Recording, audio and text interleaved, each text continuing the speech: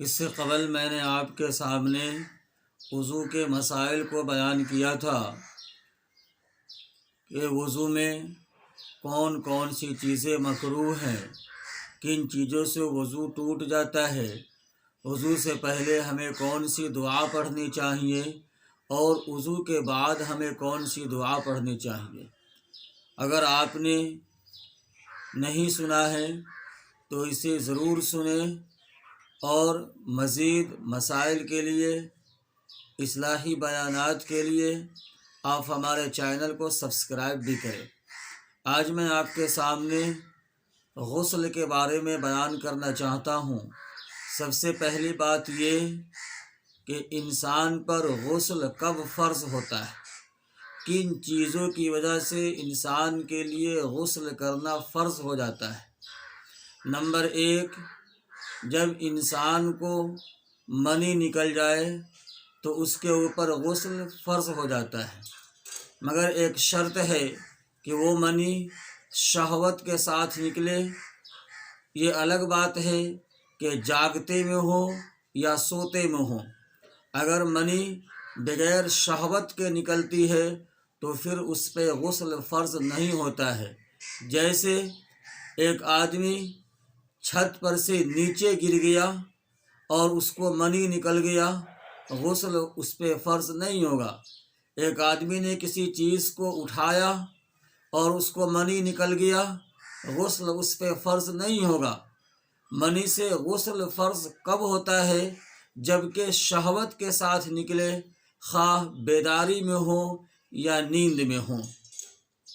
Number 2، جب آدمی مجامعت کرے یعنی ہم بستری کرے تو اس سے غسل فرض ہو جاتا ہے، خواہ احتلام ہوا ہو یا نہ ہوا ہو۔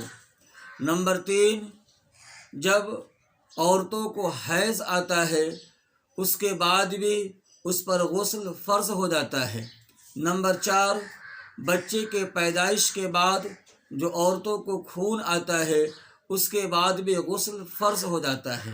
تو 4 چیزیں ہیں جن کی وجہ سے انسان پر غسل فرض ہو جاتا ہے۔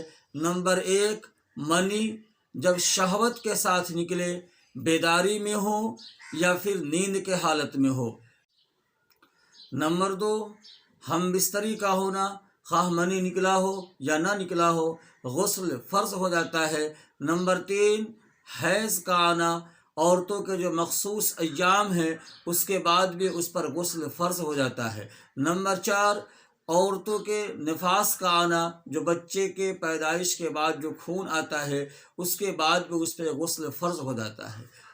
ان 4 چیزوں کی وجہ سے انسان پر غسل فرض ہو جاتا ہے۔ کسی ناپاک آدمی کو چھونے سے انسان ناپاک نہیں ہوتا ہے۔ میں ایک حدیث بیان کرتا ہوں، بخاری شریف کی روایت ہے۔ حضرت ابو ہریرہ رضی اللہ تعالیٰ عنہ بیان کرتے ہیں کہ میں جنوبی تھا، میں ناپاک تھا، جناب نبی کریم صلی اللہ علیہ وسلم سے راستے میں میری ملاقات ہو گئی، تو جب میں نے آپ صلی اللہ علیہ وسلم کو دیکھا تو میں نے کنارہ کشی اختیار کیا۔ چونکہ میں ناپاک تھا، میں یہ نہیں چاہتا تھا کہ جناب نبی کریم صلی اللہ علیہ وسلم سے مصافحہ کروں اور میرے ناپاک ہاتھ آپ صلی اللہ علیہ وسلم کے ہاتھوں سے مس ہو۔ میں کنارہ کشی اختیار کر رہا تھا اور مجھے جناب نبی کریم صلی اللہ علیہ وسلم نے دیکھ لیا۔ آپ نے مجھے آواز دیا، ابو ہریرہ۔ اب سوائے جواب دینے کے کوئی چارہ نہیں تھا۔ میں جناب نبی کریم صلی اللہ علیہ وسلم کے پاس گیا اور میں نے سلام کیا، میں نے آپ صلی اللہ علیہ وسلم سے مصافحہ کیا۔ پھر آپ صلی اللہ علیہ وسلم نے وجہ پوچھی کنارہ کشی کی، تو ہم نے فرمایا اللہ کے رسول میں ناپاک تھا، میں جنوبی تھا، اس وجہ سے میں آپ سے کنارہ کشی اختیار کر رہا تھا۔ تو اللہ کے رسول نے فرمایا ابو ہریرہ، مومن کبھی ناپاک نہیں ہوتا ہے، یعنی مومن جنابت کی وجہ سے ظاہری طور پر تو ناپاک ہوا ہے، اس کا باطن ناپاک نہیں ہوتا، مومن ہمیشہ پاک ہی رہتا ہے۔ تو جنوبی آدمی سے میل ملاپ کرنا، اس سے سلام و مصافحہ کرنا اور اس سے معانقہ کرنا، یہ سب چیزیں صحیح ہے۔